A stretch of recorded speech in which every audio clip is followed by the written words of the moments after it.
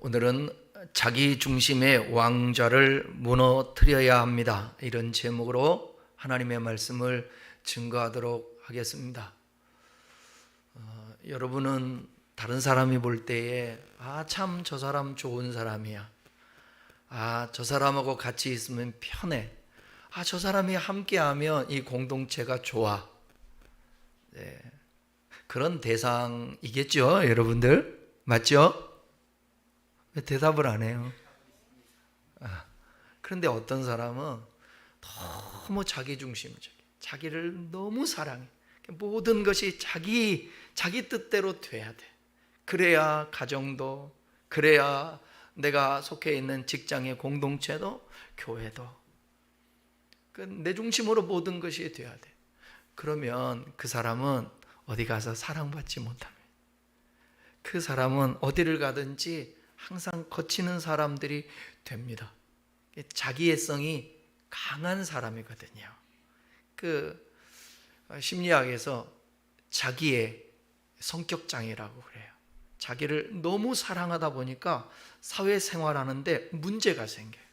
그것은 병명으로 진단이 되는 거예요.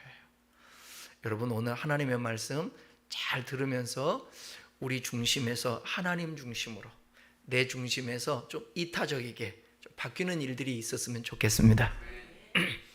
에덴 동산에는 완전한 조화가 있었습니다. 하나님과 사람, 사람과 피조물, 그리고 인간 내면에는 질서까지도 완벽했습니다. 그런데 한순간 그 질서가 무너졌습니다. 그 시작은 사탄이 던진 단 한마디입니다. 마찬가지로 우리 가정에도 잘 살다가 한마디, 말 한마디 때문에 가정에 사단이 나는 거예요. 사단이가 어떤 말을 던졌느냐? 하와에게 너희가 그것을 먹는 날에는 너희 눈이 밝아 하나님과 같이 될 것이다. 창세기 3장 5절입니다. 하와는 그 말을 듣고 선악과를 봤어요. 선악과를 보는 순간 보암직해요. 먹음직해요. 지혜롭게 할 만큼 탐스러워 보였습니다. 그 순간 하와의 마음속에는 하나님이 아닌 내가 왕이 되고 싶은 욕망이 생겼습니다. 그게 바로 자기 중심의 죄입니다. 인류의 타락은 하나님처럼 되고 싶다. 그 하나님처럼 되고 싶다라는 욕망에서 시작되었습니다. 그 이후 인간은 끊임없이 하나님이 아닌 자신을 중심으로 세상을 재구성하려고 합니다. 이것이 인간 내면에 보이지 않는 왕좌 싸움입니다. 하나님을 왕으로 모실 것이냐, 아니면 내가 그 자리에 앉을 것이냐 하는 것입니다. 오늘날 우리는 더 이상 선악과를 따먹지 않지만 우리의 마음은 여전히 내가 중심이라는 유혹에 사로잡혀 있습니다. 그것은 곧 죄가 되는 것입니다. SNS에 올라온 내 사진에 누군가가 좋아요를 눌러 그것이 몇 개인지, 유튜브 조회수가 얼마인지, 내가 얼마나 인정받는지, 다른 사람보다 얼마나 앞서 있는지가 내 존재의 가치를 결정하는 거예요. 그것이 바로 현대판 나르시시즘입니다. 우리말로 얘기하면 자기애성이죠. 이걸 심리학에서는 자기애성 인격 장애라고 부른다고 말씀드렸죠. 우리가 일상에서 흔히 듣는 나르시시즘은 자기 과신을 과도하게 사랑하거나 자신의 어떤 능력, 외모, 가치에 집착하는 심리적 성향을 의미합니다. 이 단어는 그리스 신화의 나르키소스에서 유래한 것입니다.